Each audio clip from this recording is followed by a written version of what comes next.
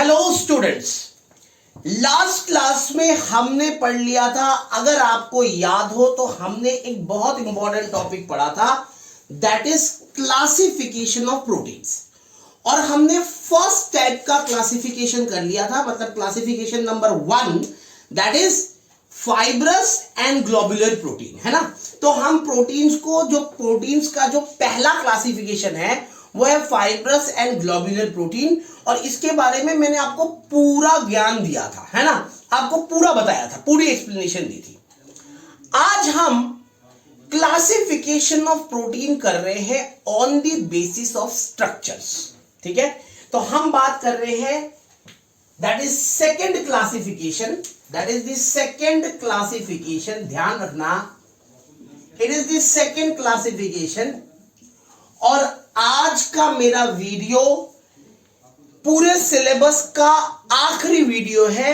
आज के इस वीडियो के साथ आपका क्लास 12 का सिलेबस कंप्लीट हो जाएगा और इसके बाद हम रिवीजन स्टार्ट करेंगे।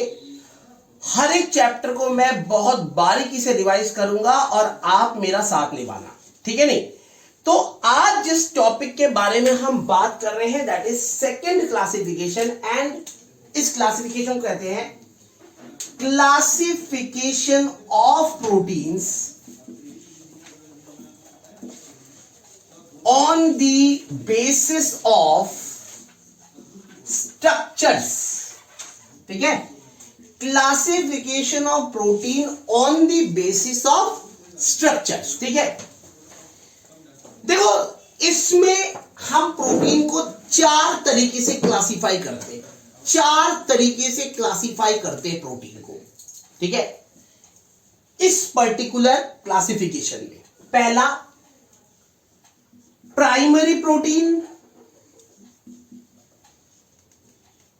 दूसरा सेकेंडरी प्रोटीन, तीसरा टर्शियरी प्रोटीन और चौथा क्वांटरनरी प्रोटीन।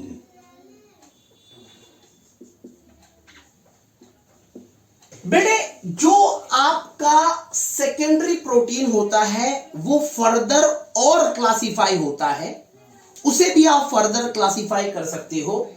जो आपका सेकेंडरी प्रोटीन है उसे भी आप फर्दर क्लासिफाई कर सकते हो। One is alpha helix structure and second is beta pleated structure, ठीक है। इस तरीके से हम प्रोटीन को क्लासिफाई करते हैं, ठीक है। सबसे पहले हम प्राइमरी प्रोटीन के बारे में बात करेंगे, ठीक है। That is the most simple form of protein. फिर मैं रिपीट कर रहा हूं, primary protein is the most simple form of protein. ये सिंपलेस्ट प्रोटीन है, ठीक है। मतलब अगर आप दुनिया में प्रोटीन्स को देखो, आप दुनिया में अलग अलग सब्सटेंसेस में प्रोटीन्स को देखो, हमारे बॉडी में भी बहुत तरीके के प्रोटीन्स हैं, हमारे खाने में बहुत तरीके के प्रोटीन्स हैं। अब एक अंडा खाता है एक बॉडी बिल्डर, एक तगड़ा वाला बॉडी बिल्डर, यूं चलता है ऐसे, देख रहे हो बॉडी, वो भी अंडा खाता है ना। उस अंडे के अंदर भी प्रोटीन है। तो ये जो प्रोटीन है ये अलग अलग पैटर्न्स ऑफ प्रोटीन है। प्राइमरी प्रोटीन है, सेकेंडरी प्रोटीन है, टर्शियरी प्रोटीन है, क्वांटरनरी प्रोटीन है। जो हाईएस्ट लेवल ऑफ प्रोटीन होता है वो क्वांटरनरी प्रोटीन होता है, और जो सबसे सिंपलेस्ट लेवल का प्रोटीन होता है दैट इज प्राइमरी प्रोटीन, ठीक है। नहीं तो बेटे, अगर मैं प्राइमरी प्रोटीन की बात करूं, ध्यान से सुनना, बहुत ध्यान से, एक सेकेंड आप इसे नोट कर लो, फिर मैं आपको प्राइमरी प्रोटीन के बारे में बताता हूं। सबसे पहले हम बात करेंगे प्राइमरी प्रोटीन के बारे में, ठीक है। नहीं इसे पहले उतारो।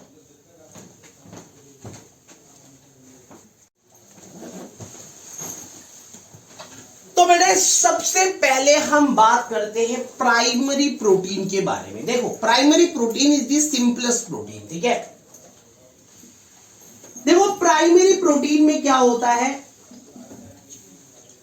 एमिनो एसिड्स आपस में एक दूसरे के साथ जुड़ते हैं with peptide bonds. Amino acids आपस में एक दूसरे के साथ जुड़ते हैं विद पेप्टाइड बॉन्ड्स। जैसे कि देखो इधर देखो, ये आपका एमिनो एसिड है, this is your amino acid. आपको पहले पढ़ा रखा है, पिछले वीडियो में मैंने बता रखा है, ये आपका एक एमिनो एसिड है।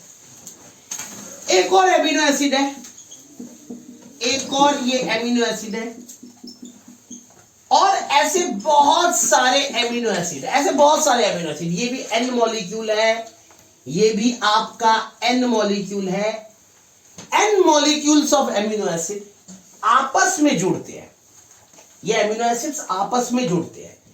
कैसे जुड़ते हैं, देखो ऐसे जुड़ते हैं, ये एन एच, ठीक है, ये OH और H निकल जाएगा, ये OH और H H2O निकल जाएगा, ये H2O निकल जाएगा, और ये ऐसे करके आपस में जुड़ के लॉन्ग लॉन्ग चेन बना देगा, लॉन्ग लॉन्ग चेन।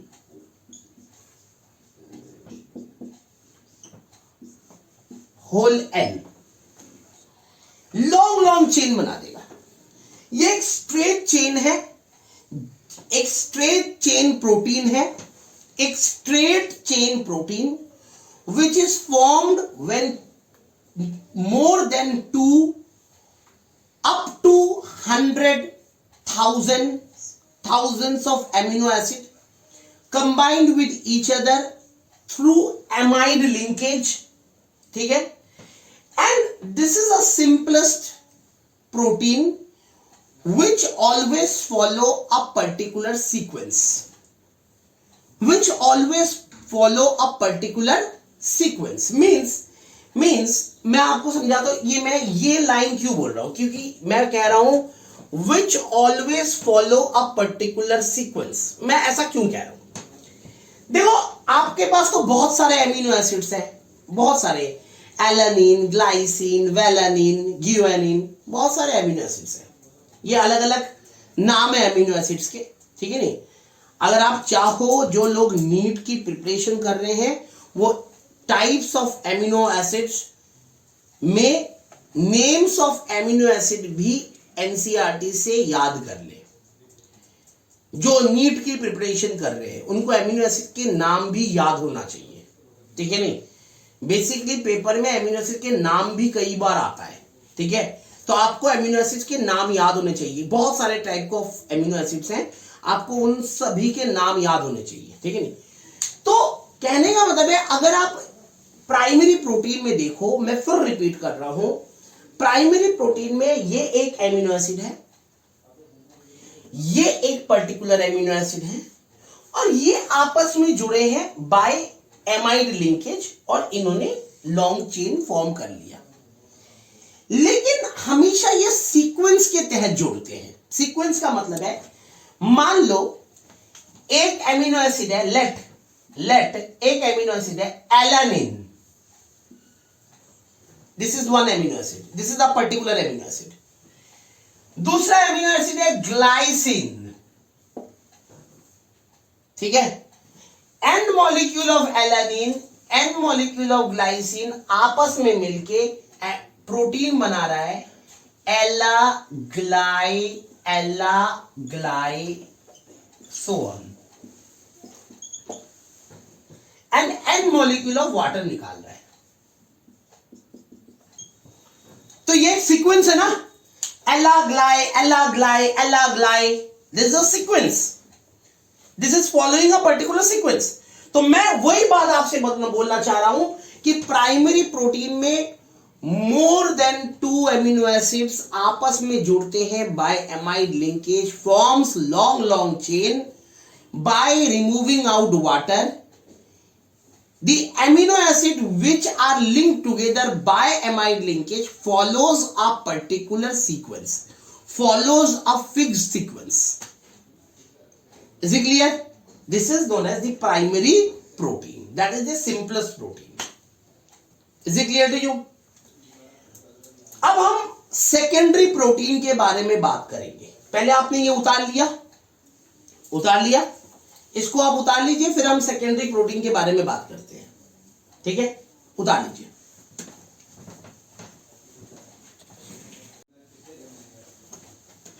अब हम सेकेंडरी प्रोटीन के बारे में बात करेंगे। That is the secondary protein and it is a very important protein. यही पेपर में आएगा, ध्यान रखना। प्राइमरी प्रोटीन तो बहुत कम पेपर में आया हुआ है, मेरे ख्याल से पूरे 20 सालों में 2 बार आया हुआ है। लेकिन जो 18 बार है, 18 बार में से कम 7 या 8 बार आपका सेकेंडरी प्रोटीन आया हुआ है। तो पेपर में सेकेंडरी प्रोटीन आएगा, ठीक है। आपको पता है कि सेकेंडरी प्रोटीन, पहले तो हम ये समझ लेते कि सेकेंडरी प्रोटीन क्या होता है। सेकेंडरी प्रोटीन प्राइमरी प्रोटीन से ही बनता है, पहली बात तो ये जान लो। Secondary protein is formed by primary protein, ठीक है। अब सेकेंडरी प्रोटीन प्राइमरी प्रोटीन से कैसे बनता है, ठीक है, तो इसे हम समझते हैं। सेकेंडरी प्रोटीन 2 टाइप के होते हैं। पहला आपका अल्फा हेलिक्स, ठीक है। नहीं, देखो अल्फा हेलिक्स प्रोटीन, ठीक है, ये एक स्पेशल टाइप ऑफ प्रोटीन है। देखो आपको अभी पता लग गया कि प्राइमरी प्रोटीन कैसा होता है। आपने अभी पढ़ा प्राइमरी प्रोटीन कैसा होता है।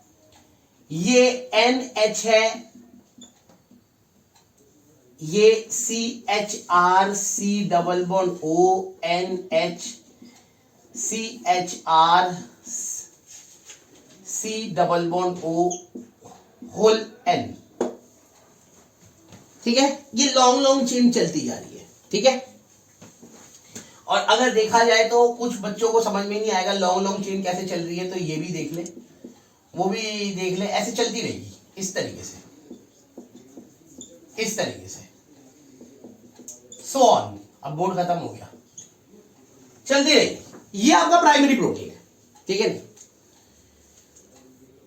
मान लो ये प्राइमरी प्रोटीन, ये इस तरीके की लॉन्ग चेन है। ये मेरा बेल्ट है, इस बेल्ट की तरह ये लॉन्ग चेन है। ये आपका प्राइमरी प्रोटीन है, this is the primary protein. ये आपका प्राइमरी प्रोटीन है and this is a long chain, ठीक है। अब इस प्राइमरी प्रोटीन के अंदर अगर आप देखो तो ये NH है और ये आपका C डबल बॉन्ड O है, ये आपका NH है, ये C डबल बॉन्ड O है, ठीक है। तो होता क्या है, ये जो NH है और ये C डबल बॉन्ड O है, ठीक है। क्या होता है इन अल्फा हेलिक्स, ये जो प्राइमरी प्रोटीन है, ध्यान से सुनना मेरी बात को, बहुत गौर से समझना। ये प्राइमरी प्रोटीन है, ये अपने आप को सेकेंडरी प्रोटीन में चेंज करता है। इन अल्फा हेलिक्स ये जो प्राइमरी प्रोटीन है, ये अपने आप को सेकेंडरी प्रोटीन में चेंज करता है। अब ये कैसे चेंज करता है अपने आप को सेकेंडरी प्रोटीन में, समझते हैं। देखो मेरे हाथ की मुट्ठी को देखो, ये आपका, ये एक मुट्ठी है, दिस इज NH, ठीक है। ये एक मुट्ठी है, दिस इज NH, समझ लो ये NH है। और जो दूसरी मुट्ठी है वो है C डबल बॉन्ड O। ये दूसरी मुट्ठी मेरी है C डबल बॉन्ड O, ठीक है। ये NH है, ये C डबल बॉन्ड O है, फिर ये NH है, फिर ये C डबल बॉन्ड O है। इस तरीके से चलता रहेगा पूरा पैटर्न। तो ये देखो, ये मेरे इस पार्ट को देखो, इस पार्ट को देखो, ये NH है, ये मेरी दूसरी मुट्ठी है C डबल बॉन्ड O। अब ये C double bond O NH के साथ कुछ इस तरीके से अटैच हुआ by the help of hydrogen bondings. देखो ये आपका NH था, ये C डबल बॉन्ड O है, ये जो प्राइमरी प्रोटीन है वो अपने आप को ट्विस्ट कर रहा है, ट्विस्ट कर रहा है, और एक का NH दूसरे के C डबल बॉन्ड O, दोनों मुट्ठी देखो, एक मुट्ठी NH है, दूसरी मुट्ठी C डबल बॉन्ड O है, इसके साथ हाइड्रोजन बॉन्डिंग्स कर रहा है। क्या कर रहा है? Hydrogen bondings. एक का NH दूसरे के C डबल बॉन्ड O के साथ हाइड्रोजन बॉन्डिंग्स कर रहा है, और इस तरीके से एक हेलिकल स्प्रिंग टाइप का स्ट्रक्चर बना रहा है, ऐसे। समझ में आई बात? तो the primary protein twist itself into secondary protein to form secondary protein. The NH bond of primary protein makes hydrogen bond with C double bond O of primary protein to form a helical spring-like structure, helical spring type structure that is known as alpha helix structure. ये देखो alpha helix structure, और इनके बीच में ये जो एक strand है, this is one strand, this is the second strand, ये सेकेंड स्ट्रैंड है, इसके बीच में क्या है? Hydrogen bondings. क्या है? Hydrogen bondings. इसका NH इसके C डबल बॉन्ड O के साथ हाइड्रोजन बॉन्डिंग्स कर रहा है. ठीक है, तो इसका स्ट्रक्चर बनाना बहुत आसान है. मैं सिंपल तरीका बताता हूं. दो पेन लो, दो पेन, ठीक है, आपने दो पेन लिए, ठीक है, दो पेन अपने हाथ में लिए, इन दोनों पेनों को ऐसे रखो, इस तरीके से पकड़ो और ये घुमा दो. ये पेन चल नहीं रहा, एक दूसरा स्केच पेन लेते हैं, देखते चलता है कि नहीं.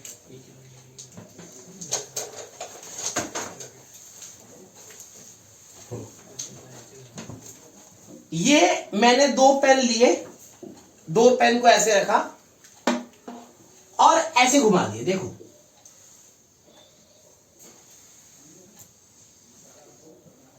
ठीक है, एक का NH दूसरे का C डबल बॉन्ड O, इसके बीच में एक डॉटेड लाइन बना दो ऐसे.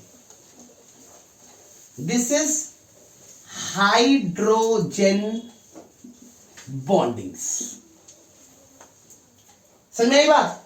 एक का NH दूसरे के C डबल बॉन्ड O के साथ hydrogen bondings. This is a helical spring type structure known as alpha helix structure.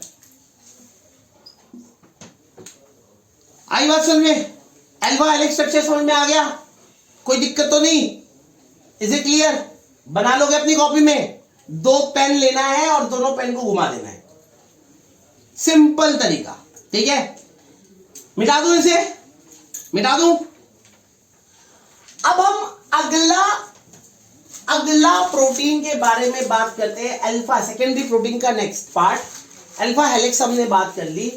अब हम बात करेंगे बीटा प्लीटेड स्ट्रक्चर. किसके बारे में बात करेंगे? बीटा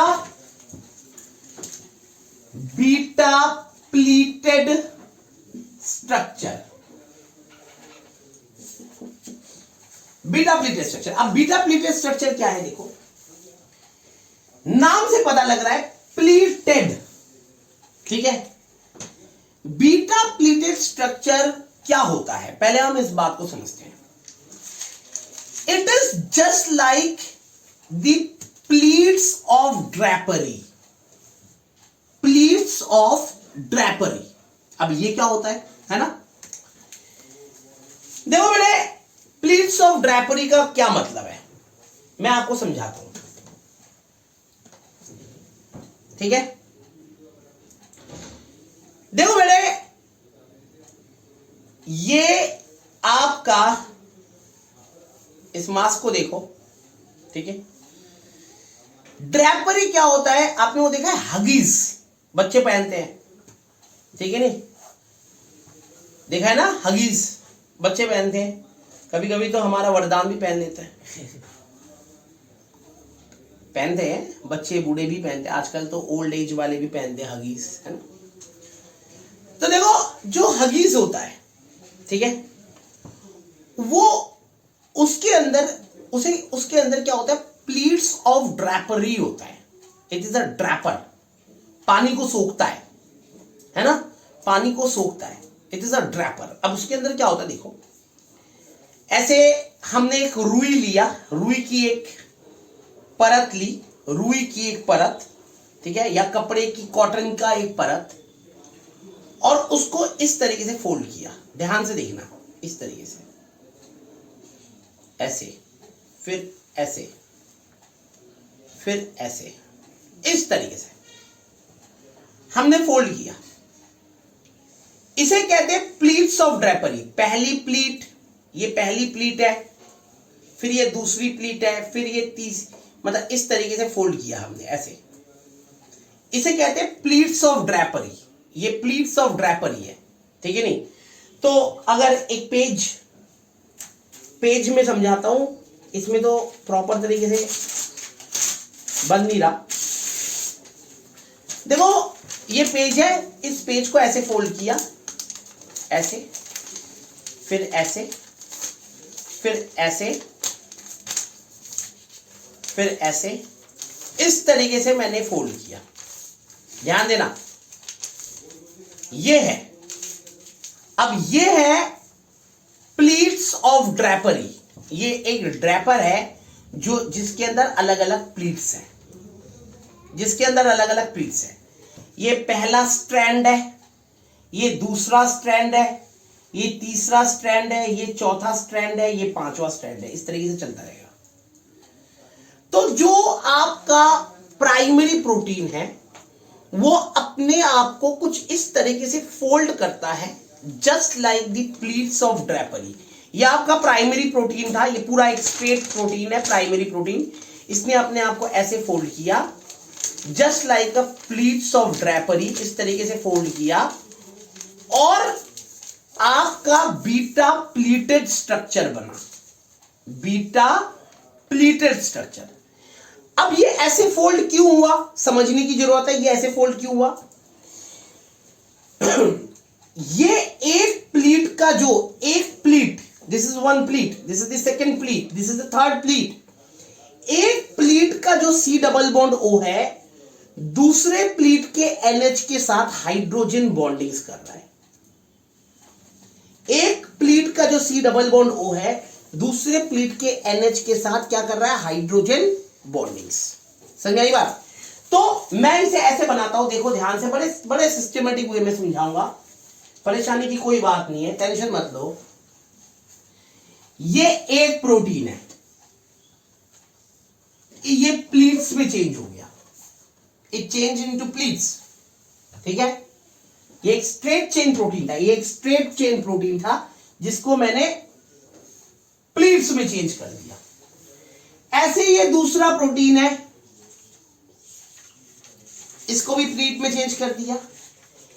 इसका सी डबल बॉन्ड ओ इसके NH के साथ इंटरमोलिक्यूलर हाइड्रोजन बॉन्डिंग्स बनाता है। ऐसे ही इसका NH इसके सी डबल बॉन्ड O के साथ हाइड्रोजन बॉन्डिंग्स बनाता है।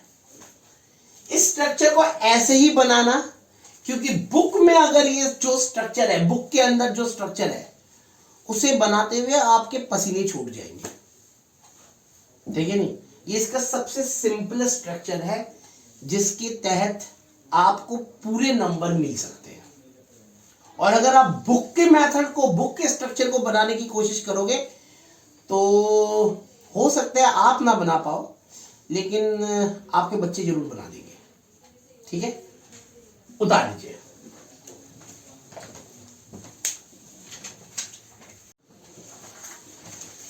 ये था बेटे आपका secondary protein, that is beta pleated structure. मैंने आपको अच्छी तरीके से समझा दिया। अब हम बात करते हैं टर्शियरी प्रोटीन।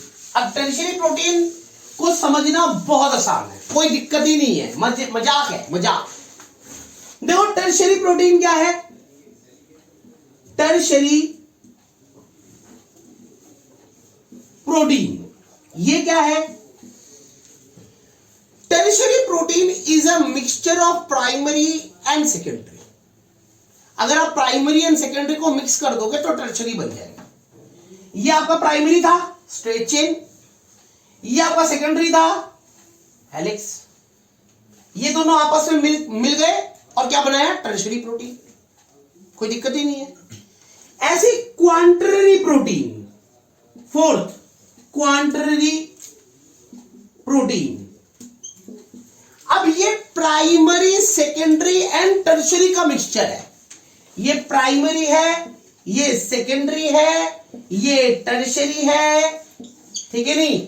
ये घिचपिच वाला, ये घिचपिच कर दो, ये जो भी घिचपिच करके जो बना दोगे वो आपका क्वांटररी प्रोटीन हो गया, क्योंकि क्वांटररी प्रोटीन सबसे ज्यादा कॉम्प्लेक्स प्रोटीन होता है। समझ आई बात? इसका कोई मतलब देख के ऐसा लगता है ये क्या है? It is a mixture of all proteins. Highest level protein है ये, हाईएस्ट लेवल प्रोटीन्स, ठीक है नहीं? That is known as the क्वांटररी प्रोटीन्स। तो आपको पता लग गया primary protein, secondary protein, tertiary protein and क्वांटररी प्रोटीन। Is it clear? अब हम बात करते हैं डीनेचरेशन ऑफ प्रोटीन्स के बारे में। That is the last part of protein, ठीक है नहीं? आखिरी पार्ट ऑफ प्रोटीन के बारे में बात करेंगे, that is denaturation of proteins, ठीक है नहीं? मिटा दूं? पक्का है? मिटा दूं ना? ठीक है। अब हम बात करते हैं denaturation of protein.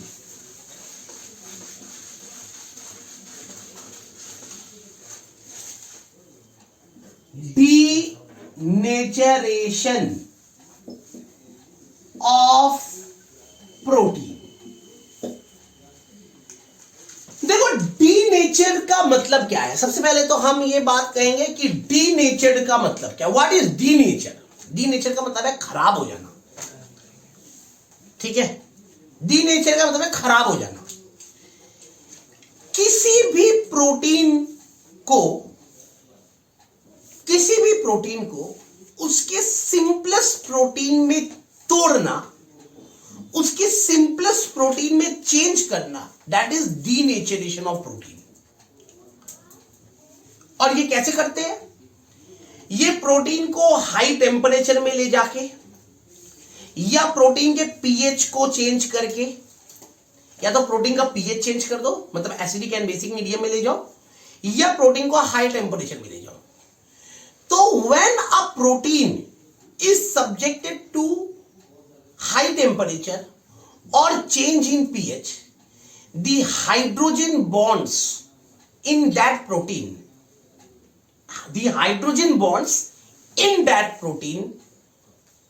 get break। जो हाइड्रोजन बॉन्ड्स होते हैं, जिस हाइड्रोजन बॉन्ड्स के तहत प्रोटीन्स हेलिकल स्ट्रक्चर बनाता है या प्लीटेड स्ट्रक्चर बनाता है, वो हाइड्रोजन बॉन्ड ब्रेक हो जाता है। और ब्रेक होने के बाद जो आपका प्रोटीन है वो पहले, अगर वो क्वांटररी प्रोटीन है तो क्वांटररी प्रोटीन टर्शियरी प्रोटीन में चेंज होता है। आप और हीट करते हो तो टर्शियरी प्रोटीन सेकेंडरी में चेंज होता है। आप और हीट करते हो तो सेकेंडरी प्रोटीन प्राइमरी प्रोटीन में चेंज होता है। और अगर बच्चा कहता है मैं ना मानूंगा जी और हीट करूंगा, तो जी the protein get totally destroyed, protein destroy हो जाता है। समझ में आई बात? मैं इसका बहुत सिंपल उदाहरण देता हूं, बहुत बढ़िया बेहतरीन उदाहरण मेरे पास है। अंडा, जो अंडे के अंदर का प्रोटीन होता है वो क्वांटररी प्रोटीन होता है, ठीक है? बहुत हाई लेवल प्रोटीन होता है। इसलिए जो बॉडी बिल्डिंग करते हैं, जो बॉडी बनाते हैं, एकदम मसल बनाते हैं, उनको हर रोज 10 कच्चे अंडे खाने को दे देते हैं कि कच्चा अंडा खाओ। वो कच्चा अंडा खाते हैं, देखा है ना? जो बॉडी बिल्डर्स होते हैं वो कच्चा अंडा खाते हैं, अंडे को तोड़ा खा गए, क्योंकि उनको हाई लेवल प्रोटीन चाहिए, ठीक है नहीं? कम बॉइल्ड वाले सब चीजें चाहिए, वो कच्ची चीजें खाते ज्यादातर। अभी ये बर्ड फ्लू हो रहा था, तो बर्ड फ्लू के होता क्या है कि अब बर्ड फ्लू है, हाई टेम्परेचर में उसका वायरस मर ही जाएगा। हम तो कुक करके खाते हैं, खाना पका के खाते हैं, तो हमारा वायरस जो इतने हाई टेम्परेचर 140 150 डिग्री सेंटीग्रेड में, वायरस तो 70 डिग्री सेंटीग्रेड के ऊपर ही मर जाता है, हम 140 डिग्री सेंटीग्रेड तक हीट कर देते हैं, तो वो तो बर्ड फ्लू का जो वायरस है वो मर जाना है कुकिंग करने से। लेकिन फिर भी मुर्गे की सारी फॉर्म्स बंद कर दी, मुर्गी की सारी दुकानें बंद कर दी। क्यों? क्योंकि कुछ लोग कच्चा मांस भी खाते हैं, मतलब या सेमी कुक्ड मांस खाते हैं, चिकन खाते हैं, सेमी कुक्ड चिकन। फॉरेन वाले बहुत खाते हैं, सैंडविच के अंदर कच्चा चिकन खाते हैं। क्यों? क्योंकि हाई लेवल प्रोटीन होता है, they got high level protein, क्वांटिटरी protein. समझ आई बात? लेकिन जब हम उस प्रोटीन को कुक करेंगे, यानी हाई टेम्परेचर पर मिलाते हैं, हाई टेम्परेचर में ले जाते हैं और उसके अंदर मसाला डालते हैं, फर्स्ट क्लास चटपटा सा मसाला, चाट मसाला डाला, नमक डाला, मिर्च डाला, मस्त सा एक फेट बनाया, मतलब एक वो सामान, सब सारे मसाले डाल के एक टेस्टी सा, मुंह में पानी आ गया, टेस्टी सा खाना बनाया। तो जब हम उसके अंदर सर्टेन केमिकल्स डालते हैं तो उसका पीएच भी चेंज हो जाता है। तो यानी टेम्परेचर भी दिया और पीएच में भी चेंज किया। तो जैसे टेम्परेचर डालेंगे, पीएच में भी चेंज करेंगे, the quantity protein of that egg changes into primary protein. तो जब हम अंडे को पका के खाते हैं तो हमें कम मात्रा में प्रोटीन मिलता है, लेकिन इसी अंडे को अगर हम कच्चा खा जाएं तो हाई प्रोटीन मिलता है। ठीक है नहीं? तो कच्चा अंडा खाना ज्यादा बेहतर है अगर ज्यादा प्रोटीन चाहिए आपको, ठीक है, रेदर देन पका हुआ अंडा या बॉइल्ड अंडा। तो एनसीईआरटी का एक क्वेश्चन है, यही एनसीईआरटी का क्वेश्चन है बेटे। मैं कहानी नहीं बनाता हूं कभी भी, और ना मैं कहानी सुनाने में विश्वास रखता हूं। मेरा हर एक एग्जाम्पल एनसीईआरटी का क्वेश्चन है। क्वेश्चन है, where does the water in a egg goes when egg is boiled? तो when egg is boiled, water in the egg goes for denaturation of protein and coagulates, goes for denaturation। अंडे के अंदर का जो पानी है वो डीनेचरेशन में यूज हो जाएगा और coagulate हो जाएगा और अंडे के अंदर का पानी खत्म हो जाएगा। That is an example of denaturation of protein. NCERT example में ये क्वेश्चन है, इन टेक्स्ट एग्जाम्पल में क्या है? Where does the water goes when egg is boiled? So the water in the egg goes for denaturation when the egg is subjected to high temperature. Is it clear to you? कोई doubt? Denaturation of protein समझ में आ गया? ठीक है नहीं? मैं फिर repeat कर रहा हूं, जिन बच्चों ने नहीं लिखा वो लिख ले। When the protein is subjected to high temperature, pressure and change in pH, the hydrogen bond of the protein get breaks and the protein changes into simpler one. ठीक है नहीं? This is known as the denaturation of protein. And protein loses its native property, natural property. ठीक है नहीं? जो quantity protein मिलता है, जो नेचर से जो प्रोटीन मिलता है, जो हमें नेचर जो प्रोटीन डायरेक्टली देता है, जैसे कच्चा अंडा, कच्चा मांस जो नेचर देता है, उसे कहते हैं नेटिव प्रोटीन। क्या कहते हैं? कच्चे अंडे के अंदर या कच्चे मांस के अंदर जो प्रोटीन होता है वो नेटिव प्रोटीन होता है, और जब हम उसे पका के खाते हैं तो हम डीनेचर्ड प्रोटीन खाते हैं। Is it clear to you? कोई doubt? That's all for your protein.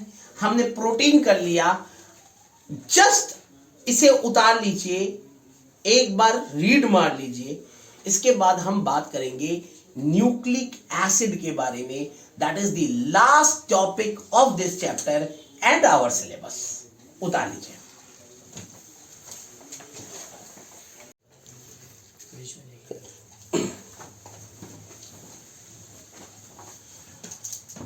बेटे हम बात करते हैं न्यूक्लिक एसिड के बारे में। किसके बारे में बात करेंगे? न्यूक्लिक एसिड के बारे में। सुनना ध्यान से, न्यूक्लिक एसिड। बेटे सबसे पहले तो ये समझो कि न्यूक्लिक एसिड होता क्या है, ठीक है। जैसे कि आपको ये तो थोड़ा बहुत इससे पता लग रहा है कि nucleic comes from nuclei, nuclei है ना, ये तो आपको समझ में आ रहा है। ये न्यूक्लिक है, ये वर्ड कहां से आया? न्यूक्लियाई से आया।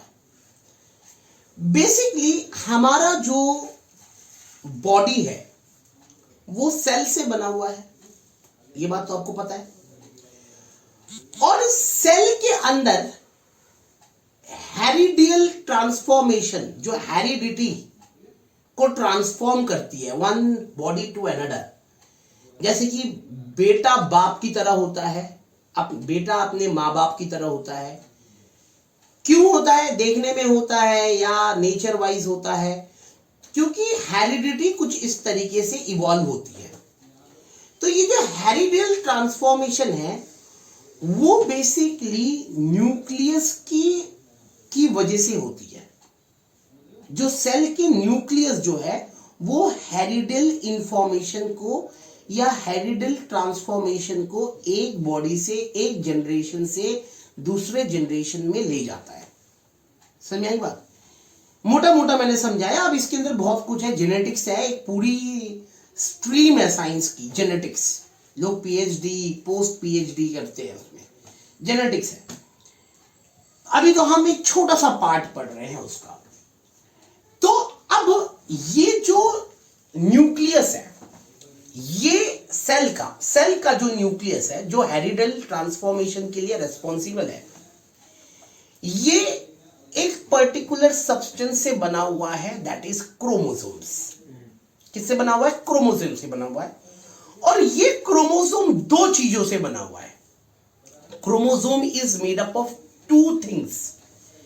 पहला protein, certain type of protein, ठीक है, और दूसरा न्यूक्लिक एसिड, ठीक है। So nucleic acid is a entirely different biomolecule.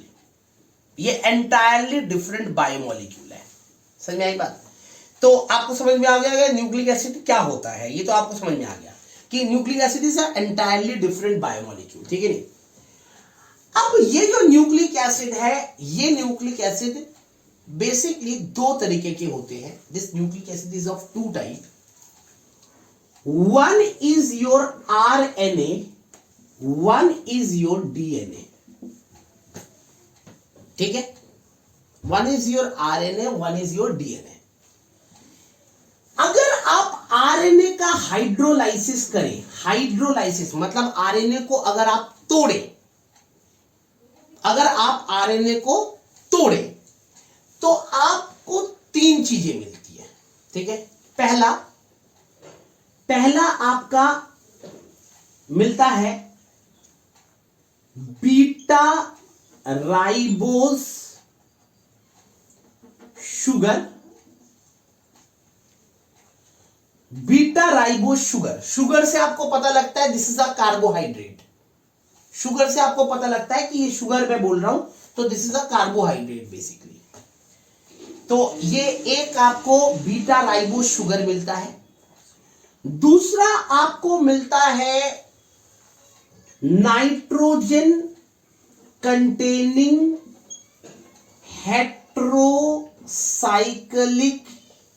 Basis. Nitrogen containing heterocyclic basis, जैसे कि हेट्रोसाइक्लिक बेसिस है मतलब जो साइकिल है वो हेट्रो, उसके अंदर एक हेट्रो एटम है, that is nitrogen.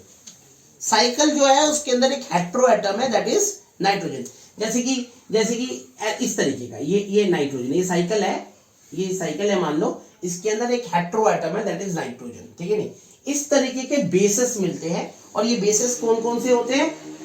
Adenine, guanine, cytosine and uracil.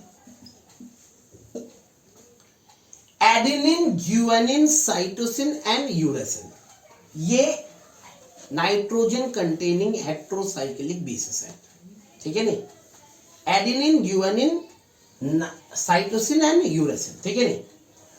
और इसके साथ आपको मिलता है फॉस्फोरिक एसिड,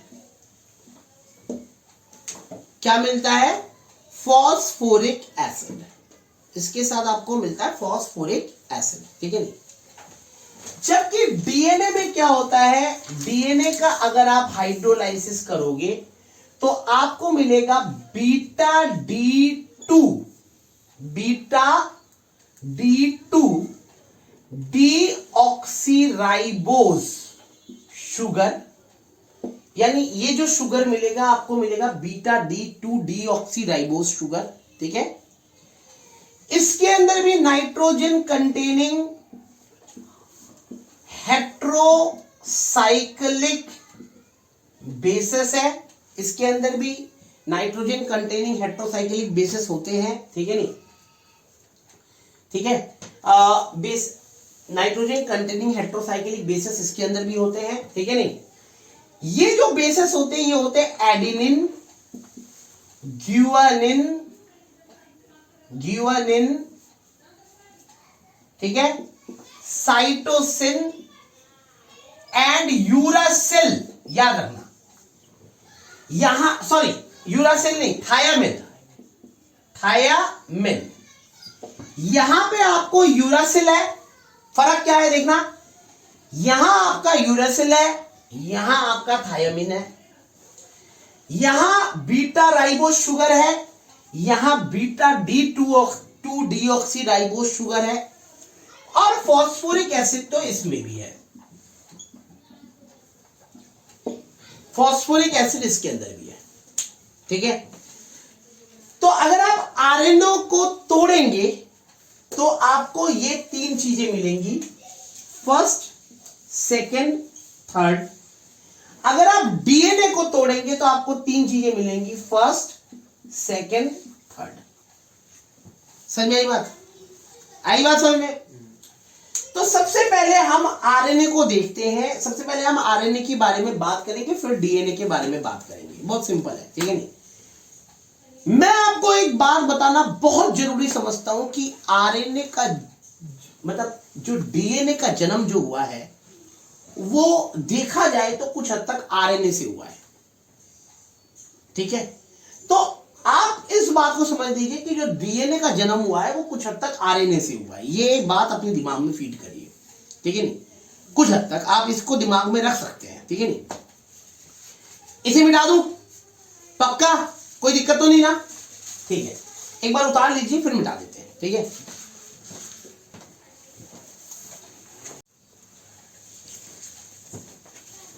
तो बेटे सबसे पहले हम आरएनए को समझते हैं, और आरएनए में जो मेन कंपोनेंट है आरएनए का, that is your beta D ribose, ठीक है बेटे। बीटा, सबसे पहले बीटा के बारे में बात करते हैं, बीटा एक एक करके बात करते हैं ना। बीटा का मतलब क्या है, याद है पिछले वीडियो में, पिछले एक दो वीडियो पहले मैंने आपको बताया था कि alpha and beta are anomers. पहले कार्बन का OH अगर राइट हैंड साइड में तो बीटा तो अल्फा, और पहले कार्बन का OH अगर लेफ्ट हैंड साइड में तो बीटा। मैं याद है ना, पहले कार्बन का OH अगर राइट हैंड साइड में तो अल्फा, और पहले कार्बन का OH अगर right hand left hand side में तो बीटा। ये आपको अल्फा एंड बीटा फॉर्म याद होगा, है ना। तो बीटा से तो ये पता लग गया कि ये जो शुगर है, इस शुगर का पहले कार्बन का OH लेफ्ट हैंड साइड में है। यानी अगर मैं इसका साइक्लिक अगर हार्वर्ड स्ट्रक्चर बनाऊं, हार्वर्ड स्ट्रक्चर, तो इसका जो पहले कार्बन का OH होगा वो ऊपर होगा, लेफ्ट हैंड साइड में, मतलब ऊपर। जब हार्वर्ड बनाते हैं तो ऊपर आता है ना, याद है आप लोगों को, याद है ना, पक्का है ना भाई। जब हार्वर्ड बनाते हैं तो पहले कार्बन का OH अगर ऊपर है तो उसे बीटा कहेंगे, और पहले कार्बन का OH अगर नीचे है तो उसे अल्फा कहेंगे, है ना। तो यानी ये तो पता लग गया कि भाई पहले कार्बन का जो OH है वो कहाँ है, लेफ्ट हैंड साइड में, मतलब हार्वर्ड बनाएंगे तो पहले कार्बन का OH ऊपर आएगा, ठीक है।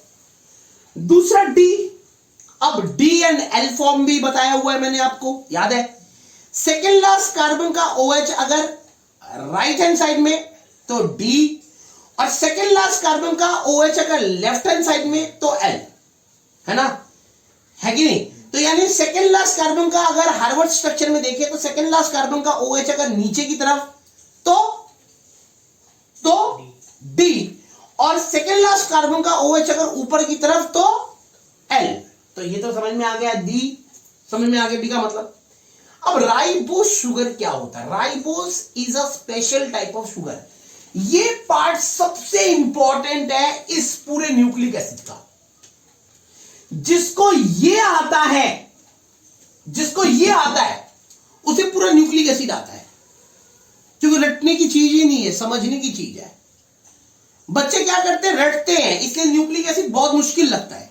लेकिन मैं आपको एक ऐसी टेक्निक बताऊंगा जिसके तहत आपको न्यूक्लिक एसिड बिल्कुल आसान लगेगा। सिर्फ एक टेक्निक मेरी सुन लो, बस रटने की जरूरत ही नहीं है। समझ में आई बात? बच्चे रटने में लग जाते हैं, रटना नहीं है भाई, समझना है, ठीक है।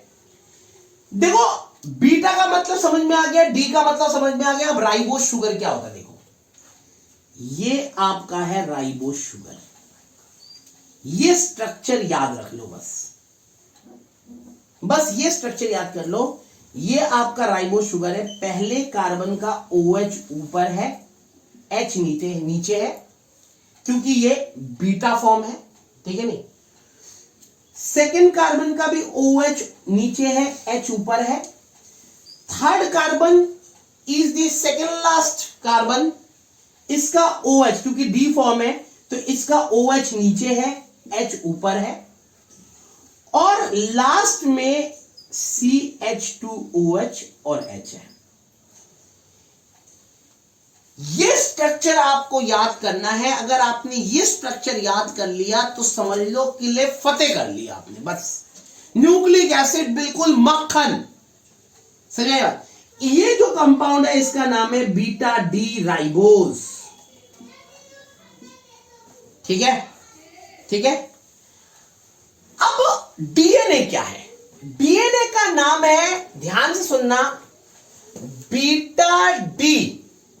बीटा और डी तो इसके अंदर भी है यार, है ना। 2-डीऑक्सी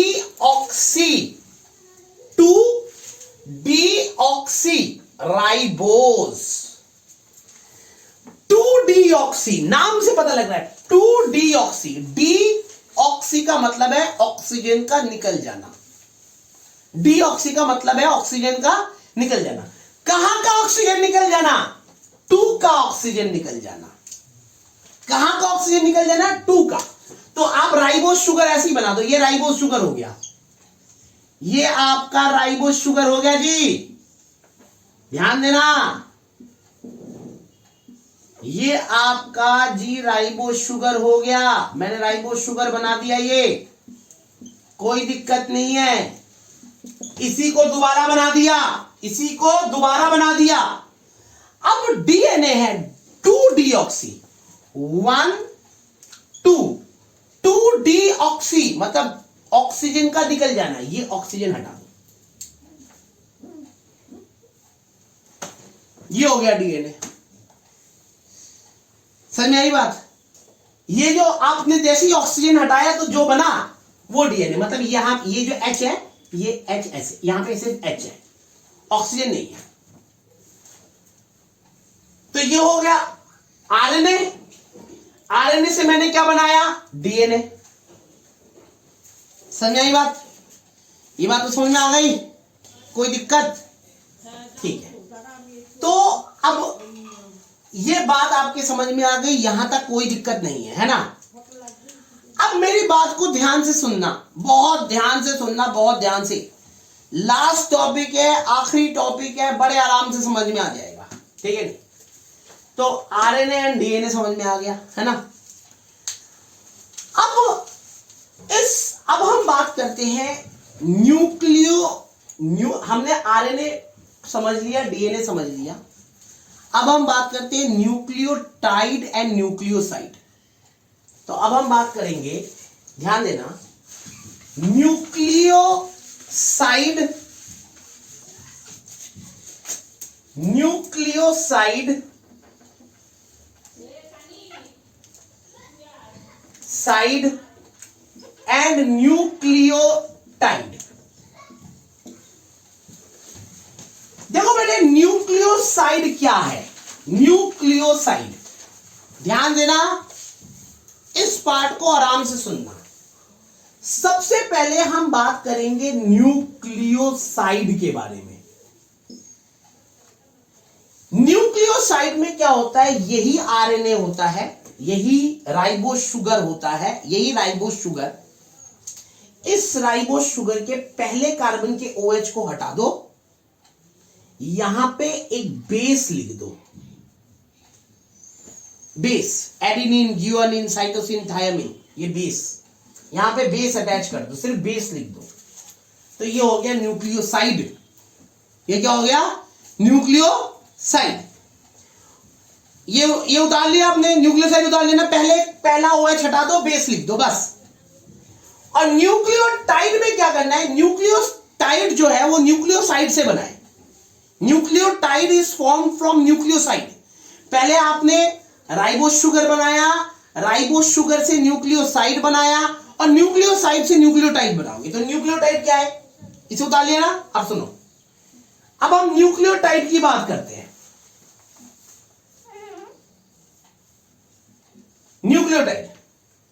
न्यूक्लियोटाइड में क्या है?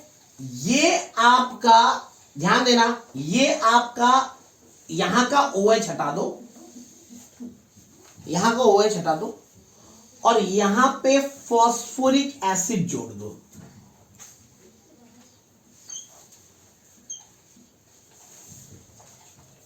ठीक है नहीं?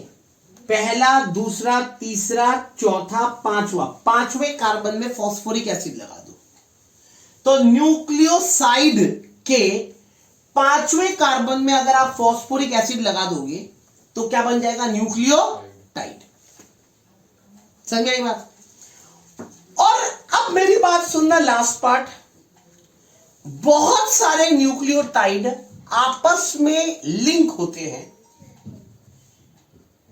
Bye phosphodiester linkage. एक खास तरीके का लिंकेज है फॉस्फोडाइएस्टर लिंकेज, और बनाते पॉलीन्यूक्लियोटाइड। क्या बनाते? Polynucleotide, that is nucleic acid. Polynucleotide बनाते, दैट इज न्यूक्लिक एसिड। तो बहुत सारे न्यूक्लियोटाइड, एक न्यूक्लियोटाइड ये, एक न्यूक्लियोटाइड ये, दूसरा न्यूक्लियोटाइड ये, ध्यान देना, ये बेस है, ये H है, ये OH है, ये H है, ये OH है, ये H है, ये CH2P double bond O negative है, ये H है।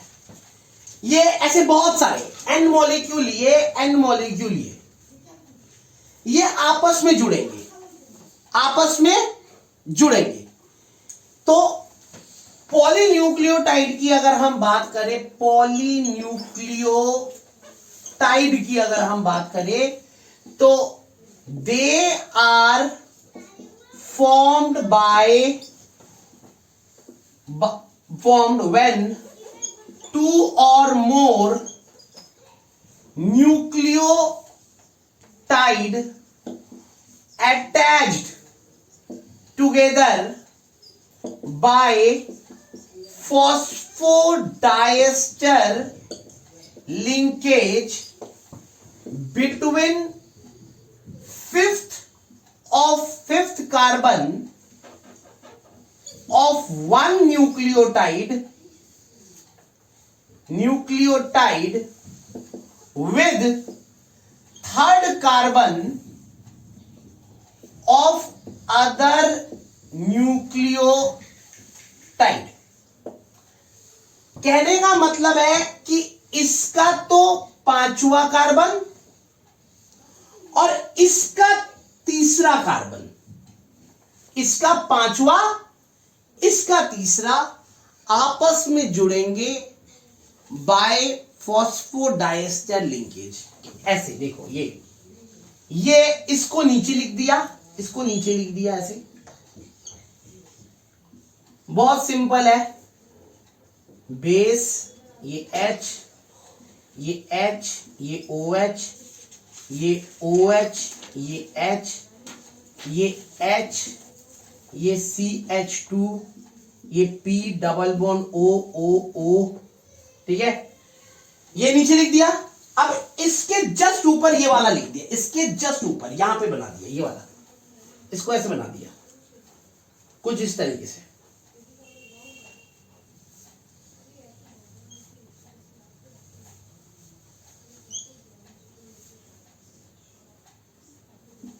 ये बेस है, ये H है, ये H है, ये OH है, ये H है, ये OH है, ये आपका जुड़ गया। और ये थोड़ा सा थर्ड की बात हो रही है ना, इसको थोड़ा सा और ऐसे कर दो ना।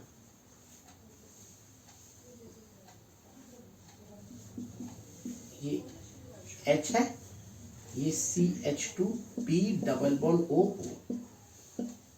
तो ये इसका फिफ्थ और इसका थर्ड आपस में जुड़ गया।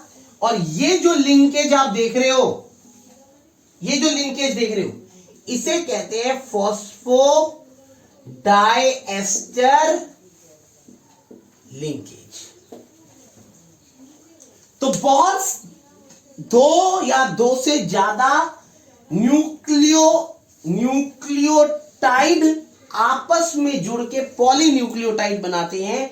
और पॉलीन्यूक्लियोटाइड आपस में किसके थ्रू जुड़े होते हैं? फॉस्फोडाइएस्टर लिंकेज के थ्रू। और ये फॉस्फोडाइएस्टर लिंकेज किसके बीच में बनता है? Fifth carbon of one nucleotide with third carbon of other nucleotide. समझ में आई बात? Is it clear? इसे उतार लीजिए। फिर लास्ट पार्ट, छोटा सा पार्ट है, 2 सेकंड का काम है, उसे खत्म करेंगे और चैप्टर आपका ओवर हो जाएगा।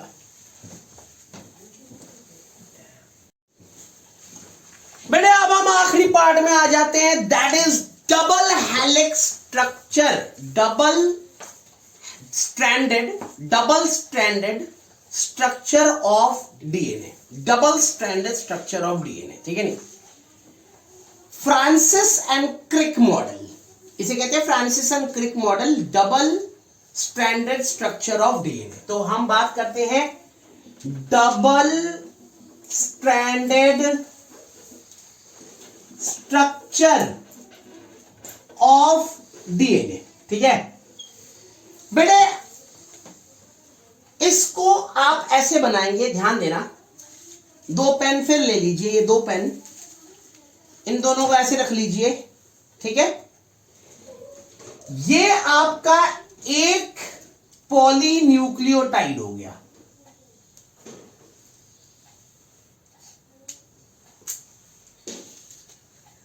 ये आपका एक पॉलीन्यूक्लियोटाइड हो गया, ठीक है?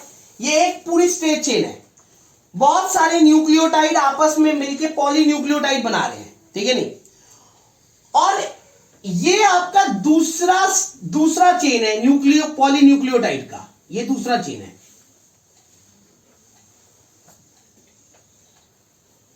ठीक है? जैसे 2 सांप आपस में लिपटे हुए हो, ठीक है नहीं? अब आपको पता है इस स्ट्रैंड के अंदर बहुत सारे बेसेस होंगे, आपको पता है ना? पॉलीन्यूक्लियोटाइड के अंदर बहुत सारे बेसेस होते हैं, है ना? आपको पता है ना? एक न्यूक्लियोटाइड में एक बेस, दूसरे न्यूक्लियोटाइड में एक बेस, तीसरे न्यूक्लियोटाइड में एक बेस, चौथे न्यूक्लियोटाइड में एक बेस। तो बहुत सारे बेसेस हैं पूरे चेन में, है ना? तो जैसे कि अगर ये डीएनए है तो ए बेस है, फिर जी बेस है, फिर सी बेस है, फिर टी बेस है, फिर ए बेस है, फिर जी बेस है, फिर सी बेस है, फिर जी बेस है, फिर टी बेस है। इस तरीके से बहुत सारे बेसेस हैं। ऐसे दूसरे में याद रखना, डबल स्ट्रैंडेड स्ट्रक्चर में ए हमेशा टी के साथ डबल बॉन्ड बनाता है। ए हमेशा टी के साथ, एक स्ट्रैंड का ए बेस दूसरे स्ट्रैंड के टी के साथ हमेशा डबल बॉन्ड बनाता है, ठीक है। ए हमेशा टी के साथ, और जी हमेशा सी के साथ ट्रिपल बॉन्ड बनाता है। ए टी के साथ जुड़ता है, जी सी के साथ जुड़ता है, ठीक है, और दोनों स्ट्रैंड आपस में जुड़ जाते हैं बाय हाइड्रोजन बॉन्डिंग्स। ये जो बॉन्डिंग्स देख रहे हो ये हाइड्रोजन बॉन्डिंग्स है। तो यानी एक स्ट्रैंड का ए दूसरे स्ट्रैंड के टी के साथ डबल बॉन्ड बना रहा है, इस स्ट्रैंड का सी दूसरे स्ट्रैंड के जी के साथ ट्रिपल बॉन्ड बना रहा है, इस स्ट्रैंड का सी दूसरे स्ट्रैंड के टी के साथ डबल बॉन्ड बना रहा है, इस स्ट्रैंड का टी दूसरे स्ट्रैंड के सी के साथ दूसरे स्ट्रैंड के जी के साथ, टी ए के साथ डबल बॉन्ड बना रहा है, ठीक है नहीं। इस स्ट्रैंड का ए दूसरे स्ट्रैंड के टी के साथ ट्रिपल बॉन्ड बना रहा है, इस स्ट्रैंड का जी दूसरे स्ट्रैंड के सी के साथ डबल बॉन्ड बना रहा है, ठीक है, सॉरी ट्रिपल बॉन्ड बना रहा है।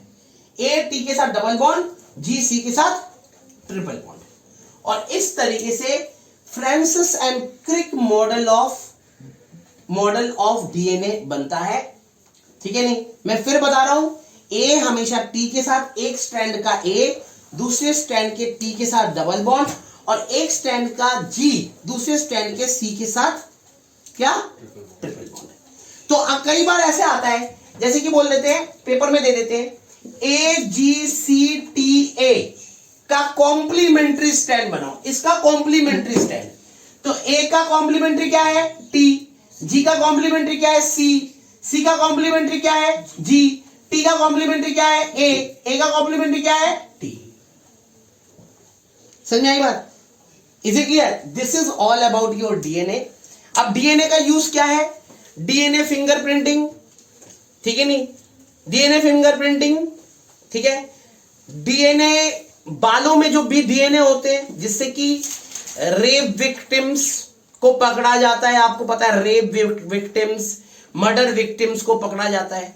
डीएनए आपका जो है हेरिडल ट्रांसफॉर्मेशन में भी यूज होता है, ठीक है नहीं, हेरिडल ट्रांसफॉर्मेशन के भी काम आता है, एक बॉडी से दूसरे जनरेशन में ट्रांसफर करता है, चीजें ट्रांसफर करता है, ठीक है नहीं।